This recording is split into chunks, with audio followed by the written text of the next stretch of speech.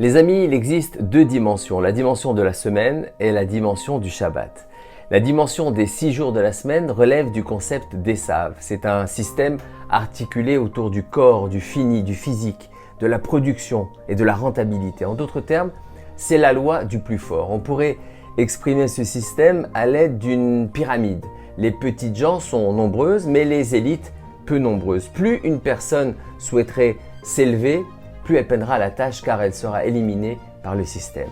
Dans ce système, la parnassa, moyen de subsistance, provient nécessairement de la publicité, de la concurrence. Même les efforts altruistes sont une illusion. Ils ont pour unique but le profit. La dimension du Shabbat est quant à elle la dimension spirituelle du vrai plaisir, de l'infini et de l'âme. Il nous est enseigné dans les maximes de nos pères, qui est riche? Celui qui se réjouit de son sort. Qu'est-ce que cela signifie? Bill Gates n'est-il pas riche s'il est malheureux? Un homme endetté est-il riche pour autant s'il est heureux? Sort en hébreu se dit également part, c'est-à-dire que la richesse, c'est chercher sa propre part dans ce monde, sa spécificité, sa façon de révéler Hachem dans le monde. C'est aussi chercher sa propre façon de faire ce que l'on aime, que ce soit cuisinier, médecin ou menuisier.